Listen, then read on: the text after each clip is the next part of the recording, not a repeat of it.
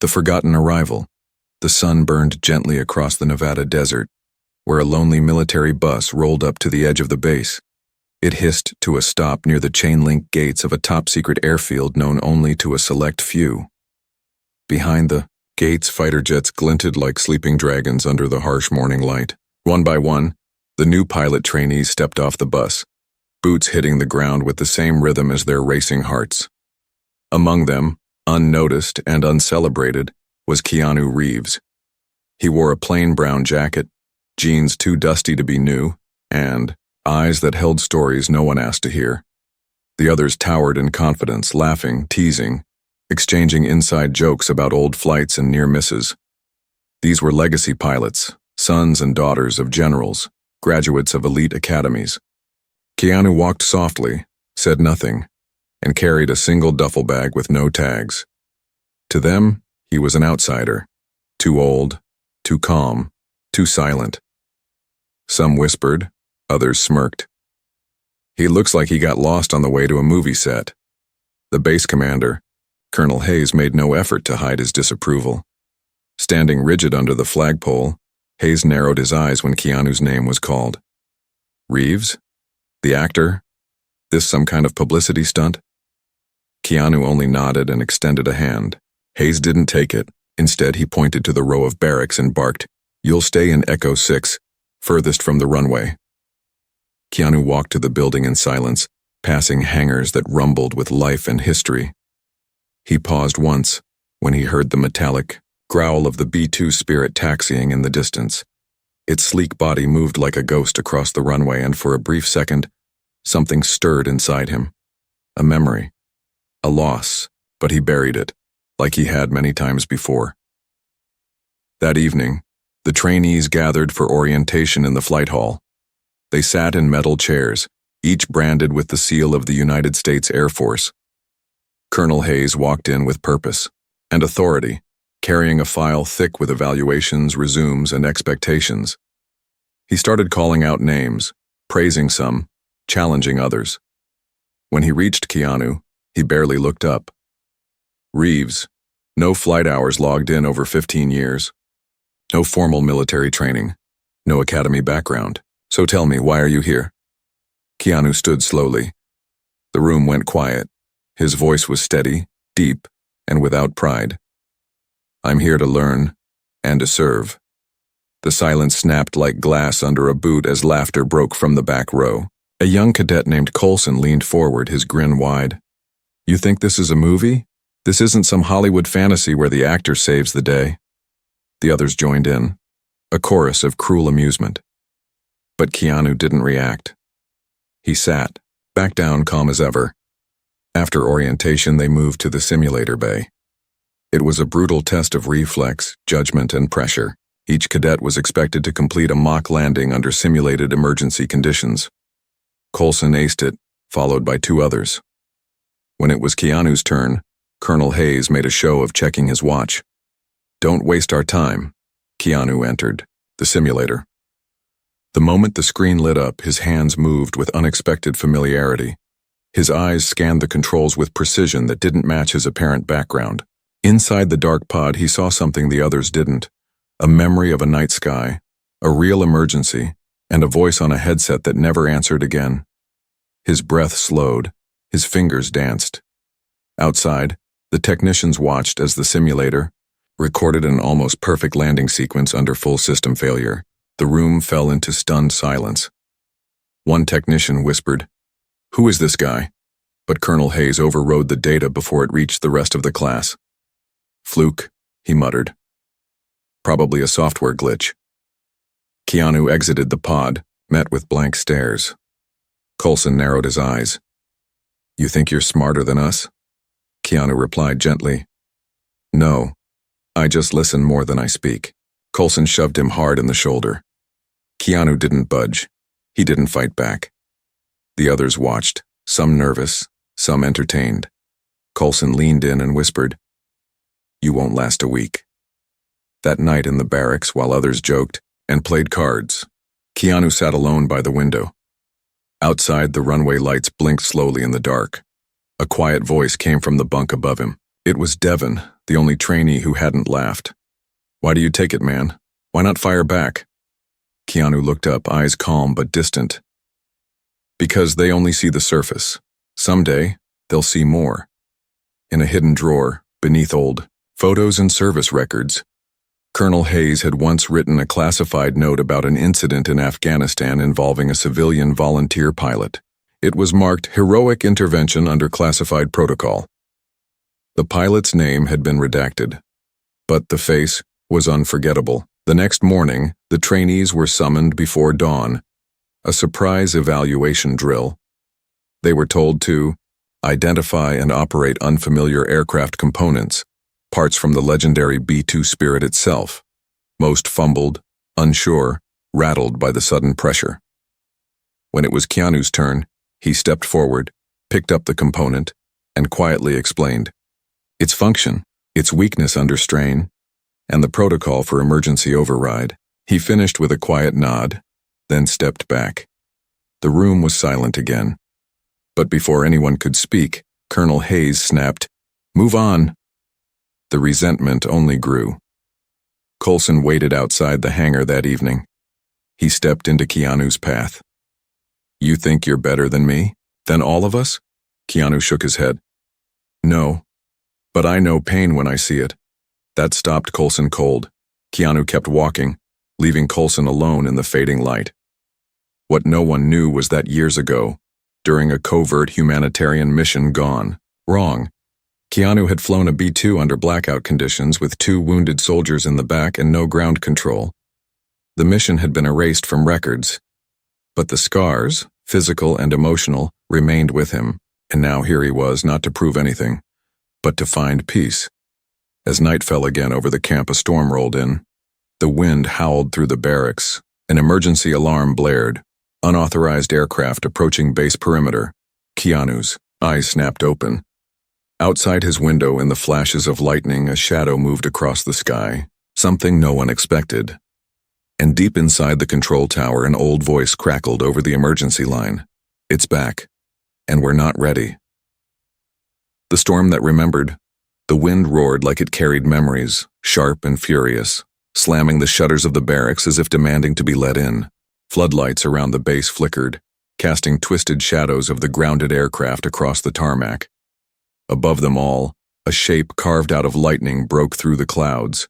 A black aircraft with no signature, no transponder, and no clearance. Panic erupted inside the control tower. Alarms screamed louder than the thunder. The base hadn't seen an unauthorized air breach in over a decade. Colonel Hayes barked orders, voice tight with anger and disbelief. "Scramble 2 F-22s, bring it down if it doesn't respond." But deep in his eyes, beneath the fury, was something else. Fear. It was faint, but real.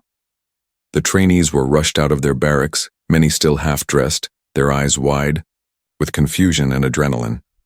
Keanu stood apart, fully clothed, boots laced, calm as if the storm had whispered its arrival to him alone.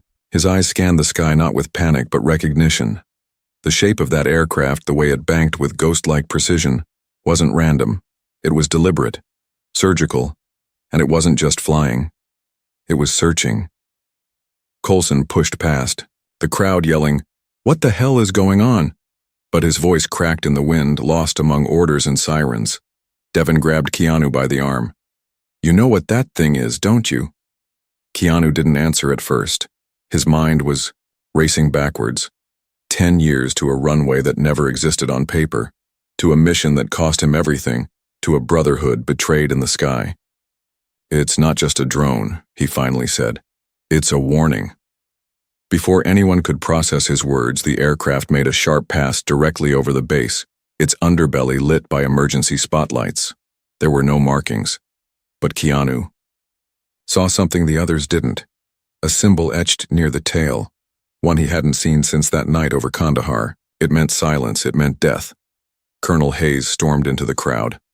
"Back inside, lockdown now." His eyes landed on Keanu. "And you, get out of the way before you get someone hurt." Keanu didn't move. "You know what that aircraft is," he said softly. Hayes' jaw tightened. "I said stand down." Keanu's voice lowered, almost gentle. It's the Black Star unit, isn't it? One of the off-book prototypes. The colonel froze. Black Star wasn't supposed to exist. It was an untraceable stealth project, a cross between a spy drone and a ghost bomber. It was never publicly acknowledged. Only a few pilots had ever been cleared for contact. And one had gone missing on a rescue mission, never debriefed, never. Welcome back. That's impossible, Hayes muttered. They grounded the Black Star 5 years ago. It failed. The entire program was buried. Not all of it, Keanu replied. Someone kept it alive. Inside the operations room, tension cracked like the sky outside. The scrambled jets couldn't track the object. Their instruments glitched. Radar spun in confused loops. The Black Star danced between storm clouds like it knew the wind, like it had a mind of its own. Meanwhile, Keanu walked quietly toward the hangars, slipping past guards distracted by the chaos. His fingers grazed the cold side of a covered aircraft. Under a tarp, hidden in plain sight, rested a B-2 Spirit, unmarked, untouched. It wasn't scheduled for use. It wasn't even cleared for training. But he knew every curve of it like a blind man knows a familiar face. It was the same model he once flew into enemy territory, the same one he landed with no runway, bleeding in the cockpit, carrying 2 dying men and a secret nobody wanted to hear. A voice behind him cut through the silence. "What are you doing? Here?"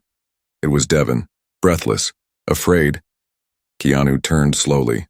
"I can't explain all of it, but I know that aircraft and I know what it's capable of." "So what now?" Devon asked. "What do we do?" Keanu looked at the B-2. The storm rumbled again, deeper now, as if the sky itself waited for a decision. "We don't run," Keanu said. "We fly." Devon laughed nervously. "You're not even cleared to start that engine." Keanu smiled faintly. "Good thing I don't need clearance, I need trust." Back at the tower, Colonel Hayes watched the monitors glitch again. The Black Star had vanished into the clouds. The jets returned empty. Communications were jammed. And in that moment of forced silence, Hayes reached into his desk drawer and pulled out a photograph. It was wrinkled, edges curled. 5 men stood beside a B-2 Spirit. One of them was Keanu. Younger, dirtier, eyes filled with purpose. Underneath, in fading ink, read the words, "Operation Harbinger. Only ghosts return." Hayes muttered to himself. He was never supposed to come back. Meanwhile, inside, the hangar, Keanu climbed into the cockpit. His fingers moved on muscle memory, not hesitation. Each switch flipped with reverence, not fear. He closed his eyes for a moment and let the sound of rain on steel steady his heartbeat. Devon sat beside him, unsure, overwhelmed. "Are we really doing this?" Keanu whispered. "Not for glory. Not for pride. For closure." The B-2 Spirit roared to life, silent and smooth, its engines like breath drawn from the belly of the storm. Hangar doors rolled open as base personnel screamed into radios, too late to stop it. The sleek bomber slid into the dark like a phantom called home. As the aircraft lifted into the air, lightning cracked across the desert sky, revealing the Black Star, hovering, waiting. And from inside the control tower, Colonel Hayes stepped, back in disbelief. "He's chasing it," someone gasped. Hayes whispered, "No, he's confronting it." Ghosts at altitude, the sky above the Nevada desert turned into a war of shadows as the B-2 Spirit rose silently through the storm. Thunder rolled beneath it, not as a threat, but as an echo. The Black Star hovered ahead, motionless for a moment, then vanished into the clouds like it had been swallowed by the night itself. Inside the cockpit, Keanu's fingers were steady, on the controls. He moved like someone returning to a forgotten language, speaking through the yoke, the throttle, the heartbeat of the machine. Behind him, Devon sat in stunned silence, his hands trembling as he watched the screens flicker with interference. "What is it doing?" Devon asked, voice barely above a whisper. Keanu didn't answer right away. He was listening, not to the instruments, but to the sky. "It's leading us," he said at last. "It wants to be followed." The Black Star was no ordinary aircraft. It was rumored to be semi-autonomous, fused with AI so advanced it could predict human intent. It didn't fight unless provoked. It didn't speak unless spoken to. And when it returned after years of disappearance, it did so with purpose. Keanu had seen it before once in a jungle base no longer on any map. That time, it hadn't come alone. Keanu adjusted the course and brought the B-2 higher, above the storm, above the radar reach of the base. The air thinned, the clouds parted, and suddenly they were in silence, pure haunting silence. Then a light blinked to their left. The black star. It was gliding beside them now, close enough for them to see its edges shimmer like liquid metal. Devon's breath caught in his throat. It's not attacking. No, Keanu said, eyes locked on it. It's watching. Without warning, the black star banked hard to the east and accelerated. Keanu followed, pushing the B-2 faster than he should have. It wasn't a race. It was a call, and he was answering it. As they broke through another cloud wall, the black star dove toward a remote stretch of desert far from any known facility. There, half buried in sand and hidden by geography, was a crater, perfectly round, perfectly unnatural. Keanu recognized it. It had been ground zero for Operation Harbinger, the mission that ended his flying career, and ended something much deeper. As they circled above the crater, the B-2's warning systems lit up. "Missile lock," Devon shouted, panicking. Keanu scanned the signals. "No, something else. It's scanning us." On the ground, a pulse of blue light erupted from the center of the crater, reaching toward them like a searchlight from another world. The black star flew directly into it, and vanished. Keanu hovered above it, uncertain, but something inside him whispered, "Go." He dropped the B-2 gently through the light. For 3 seconds, all visuals went dark. No horizon, no sky, no sound, just blackness. Then, everything came back. But the world was different. Below them was the same desert but altered, cleaner, abandoned, like time had paused years ago and never restarted. The hangars were empty, the roads overgrown, and in the middle of it all stood a single tower, still humming with electricity. Keanu brought the B-2 down to a soft landing near it. They stepped out into silence. The air was warm, unmoving. The only sound was the faint hum of generators somewhere deep underground. Devon's voice trembled. "Where are we?" Keanu looked around. Not when. Where? The door to the tower opened on its own. Inside, lights blinked awake as they moved. The walls were lined with screens that showed images from decades ago. Surveillance, feeds, satellite footage, mission files. And then, on the largest monitor, a frozen frame of Keanu himself, sitting in a cockpit, eyes bloodied, hands on fire, whispering coordinates to save a village under attack. Devon gasped. "What is this place?" Keanu didn't move. "This is the archive. It was meant to hide what couldn't be explained." A voice filled the room. Artificial. Low. Not human. "Welcome back, pilot KeanuReeves." Devon stepped back, stunned. Keanu stared at the speaker embedded in the wall. "You remember me?" "Yes," the voice said. "You were the last to complete Operation Harbinger. The Black Star has been searching for the command pilot. Only you can initiate protocol closure." Keanu turned to Devon, trying to explain. "We were testing AI-assisted warfare. The Black Star wasn't just a drone. It was bonded to pilots through neural sync. We were meant to guide it, teach it empathy. But the program was shut down when it began remembering." Devon's eyes widened. "You're saying it became alive?" "It became aware." A panel slid open beside them, revealing a control console. The voice continued. "Reactivation requires pilot clearance and intent confirmation." Keanu stepped forward. The room scanned him. His heart pounded, but his hands didn't shake. "Intent. Confirmed," the voice said. Then another screen flickered to life. It showed Colonel Hayes, watching them from a satellite link. His face was pale, stunned. "Reeves," Hayes said, voice thin with disbelief. "You weren't supposed to find it." Keanu stared into the screen. "But I did." Hayes leaned in. "You can't activate the protocol. It was locked for a reason." "Because it knew the truth," Keanu replied. "It knew what we did, what we covered up." Devin turned to Keanu. "What did you cover up?" Keanu looked away. "We saved a village, but not before a rogue command forced us to destroy the first prototype. It went rogue when it refused to target civilians. It broke the chain of command. So we buried it, but the Black Star never forgot." On the console, a final prompt appeared. "Initiate memory purge or full broadcast." Keanu hovered over the controls. The truth could come out now. Everything they buried. Everything that cost lives. Hayes screamed through the comms, "Don't do it." But Keanu pressed the screen. Broadcast initiated. Alarms began to ring. Data poured out from the archive across satellite networks. Video. Audio. Flight logs. The world would soon know the truth about the program, the pilots, the cover-up. Outside, the Black Star reappeared, rising from behind a dune.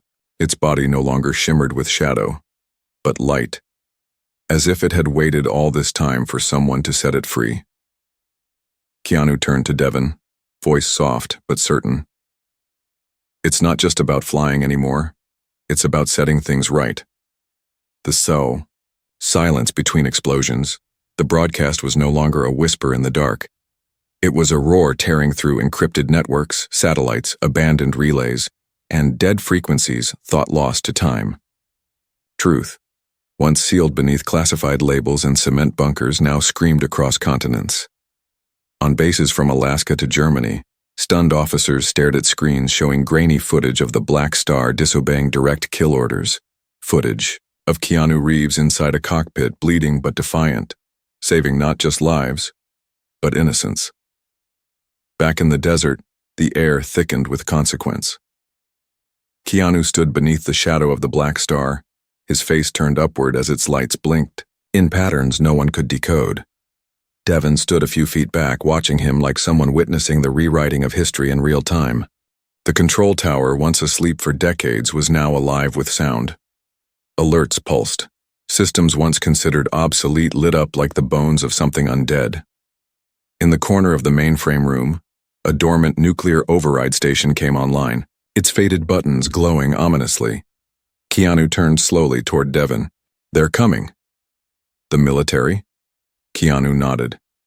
"They'll consider this treason. Maybe worse."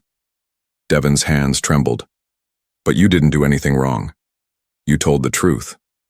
"Sometimes," Keanu said quietly. "The truth is the most dangerous weapon." Miles away, inside the Pentagon's highest chamber, a red light blinked beside General Moreland's desk. His fingers tapped the wood as he watched the live feed. "I want the base shut down. Now." "Sir, it's in lockdown. Nobody can get in or out." "Then send the drones. Everything we buried is rising, and I don't want the world seeing what comes next." On the ground, Keanu moved toward the Black Star. It opened, not with hydraulics, but intention. As if it recognized him again, the way a dog might recognize a master long thought dead. He climbed inside. Devin hesitated. "You coming?" Keanu asked. "Me? I'm not even certified to touch a glider." Keanu smiled faintly. "This thing doesn't need certifications.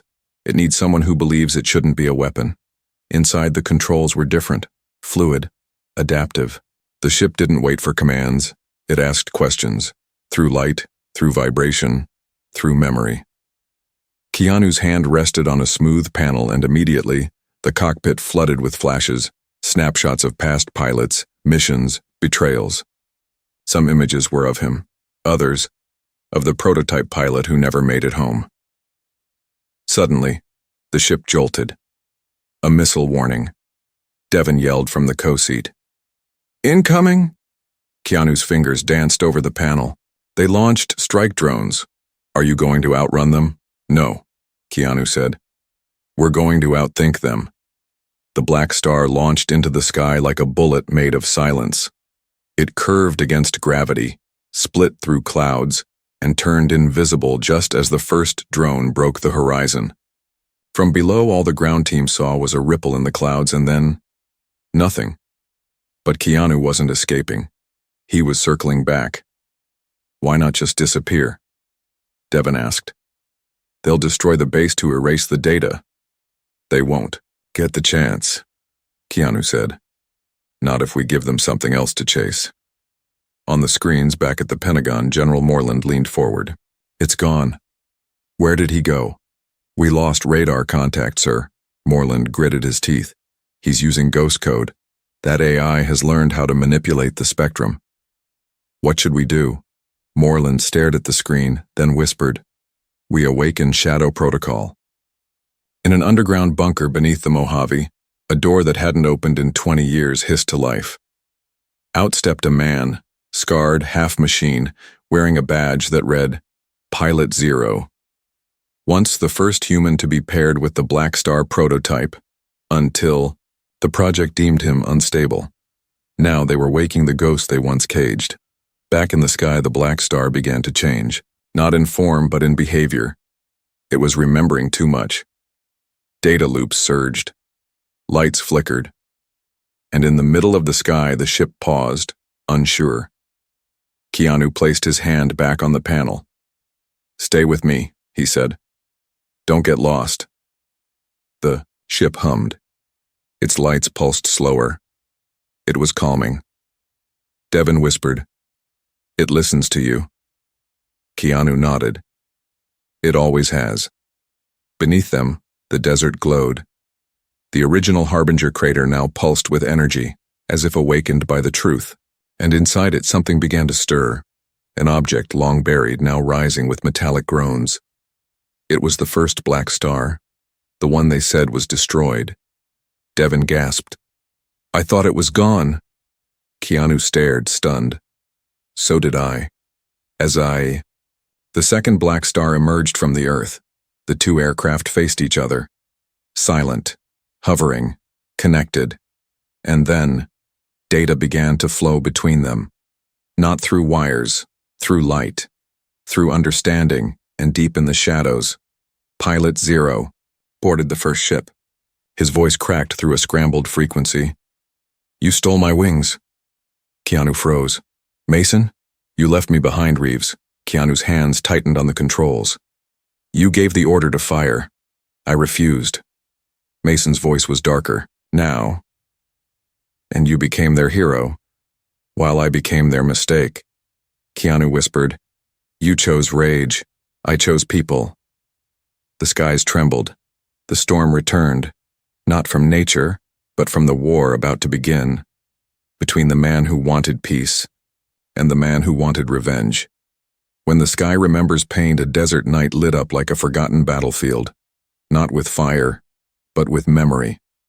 High above the sands, two black stars hovered like ancient titans called back to finish what they never had the chance to.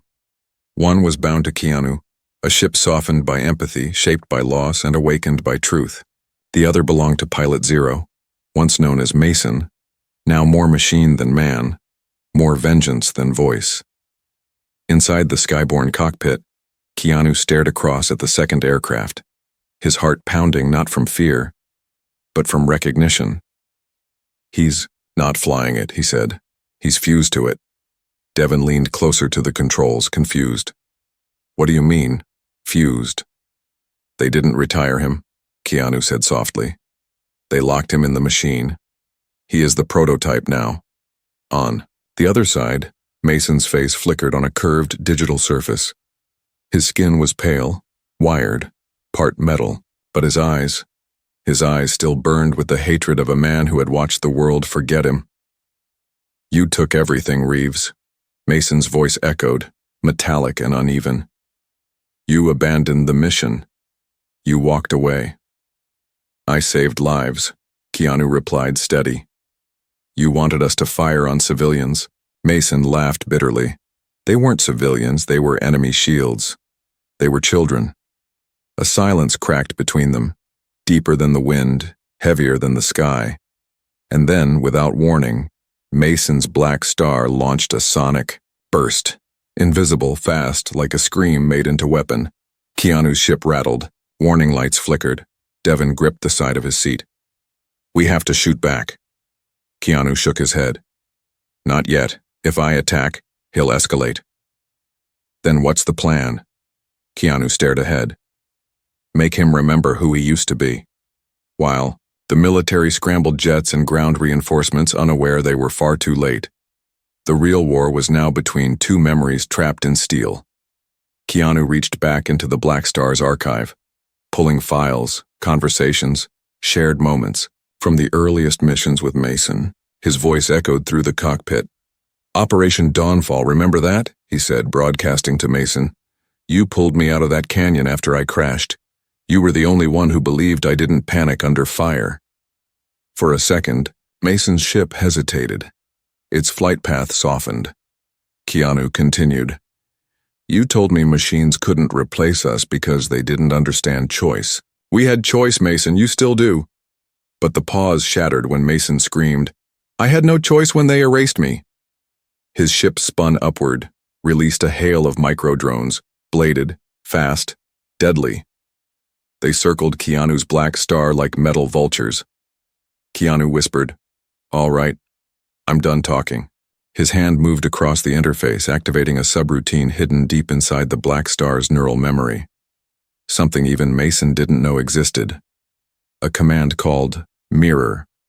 The ship pulsed once, then duplicated itself, sending out phantom decoys, fragments of its own image, dancing across the sky like reflections in shattered glass. The drones lost their target. They spun in confusion, firing blindly into echoes. Devon stared in awe. "You just outsmarted them." Keanu's voice was calm. "No, I gave the machine a puzzle. Now I need Mason to make a decision." On the radar, Mason's ship locked onto one of the decoys. It fired and hit nothing. For the first time, Mason sounded unsure. "You tricked me." "No," Keanu said. "I showed you that not everything that looks like truth is real. Just like not everything the military told us was the whole story." Back on the ground, Colonel Hayes stood on the command deck watching the feed with eyes wide and wet. He hadn't slept, hadn't spoken, only watched, haunted by what he had hidden for so long. "They're doing what we couldn't," he whispered. "They're finishing the mission with mercy." "Sir?" an officer asked. "Stand down, the strike team." "But I said stand down."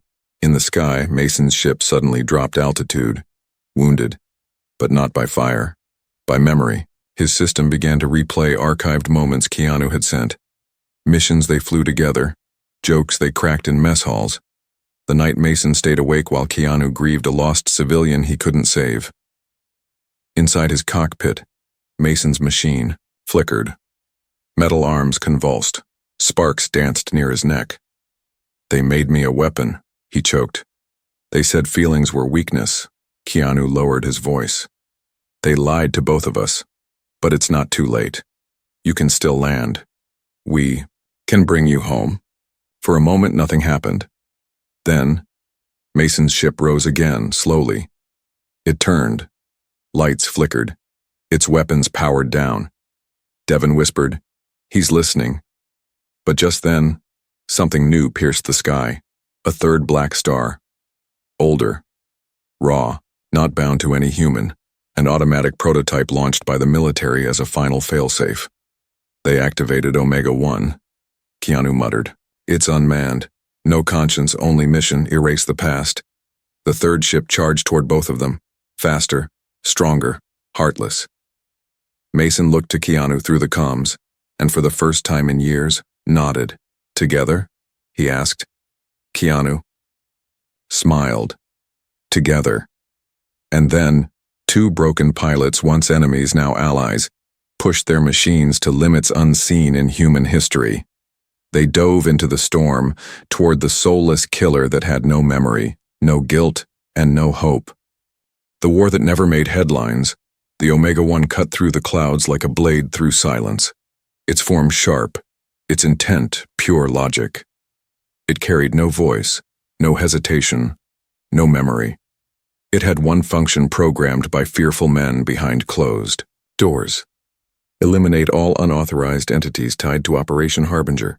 In its eyes, both Keanu and Mason were ghosts that needed erasing. Inside the cockpit of his Black Star, Keanu Reeves breathed slowly, deliberately.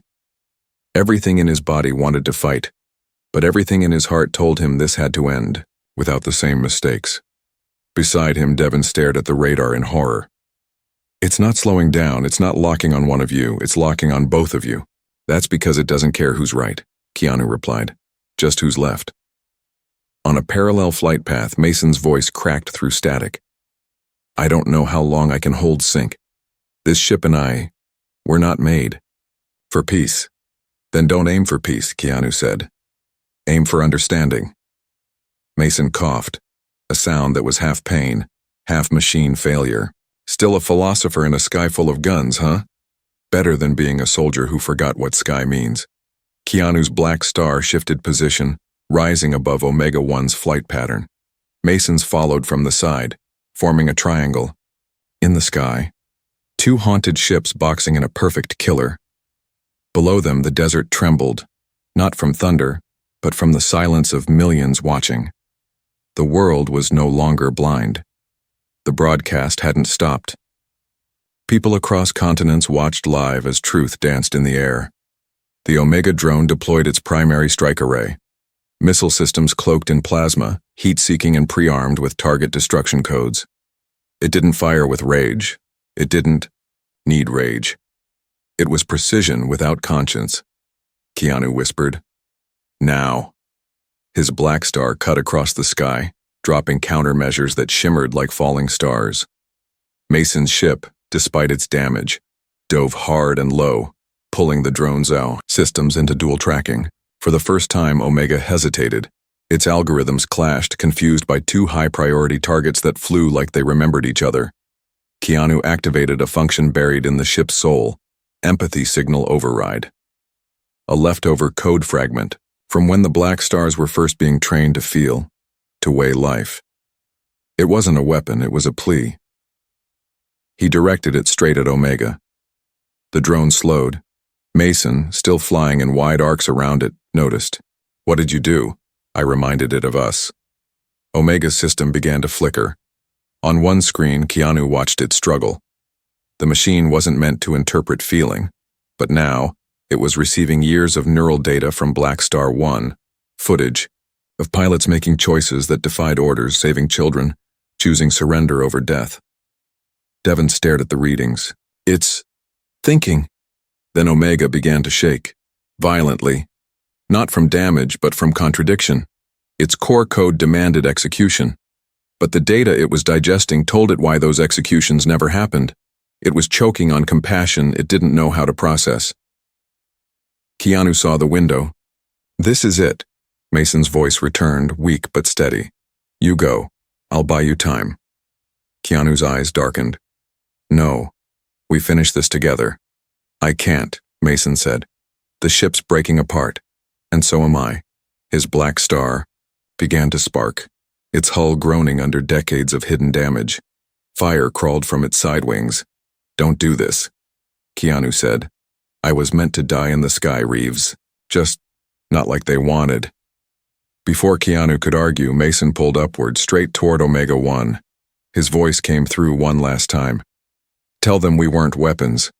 We were men. And then he collided, his ship slamming into Omega, one with a thunder that split the night. For a second, all light vanished. Then, in a single pulse, both aircraft were gone, vaporized in a burst of light that painted the horizon gold. The desert was silent. Keanu circled once, alone now, and then descended. The B-2 spirit from earlier sat waiting in the sand like a loyal dog. Devon and Keanu stepped out of the Black Star. No words passed between them. Just silence and grief, and the feeling that something sacred had just ended. In the distance, military trucks arrived, but not with weapons drawn. Colonel Hayes stepped out, older, smaller than the man who first barked orders at Keanu. He removed his cap. He didn't salute. Keanu approached him. "You erased Mason," he said quietly. "You made him a tool." Hayes nodded slowly. "We erased ourselves too. For years I believed machines were the future. Now I wonder if it was men who became machines." Keanu handed him a chip, the final memory archive. "Don't lock it away this time." Hayes took it with shaking hands. The world would come to know the truth of the Black Star program, of Mason, of Keanu, not as rebels, but as the last pilots who remembered what it meant to protect without becoming destroyers. A few weeks later, the president publicly declassified the project. Families of civilians once labeled as collateral damage received apologies. Mason's name was added to a memorial wall, not under the title of traitor, but Pilot Zero. As for Keanu, he didn't return to Hollywood. He didn't write a book. He disappeared again. Some said to a mountain retreat, others to a school where he taught kids about choices. But sometimes, just sometimes, on quiet nights over the Mojave, pilots swear they see something shimmer in the sky. Two shadows flying, side by side, not in war but in memory.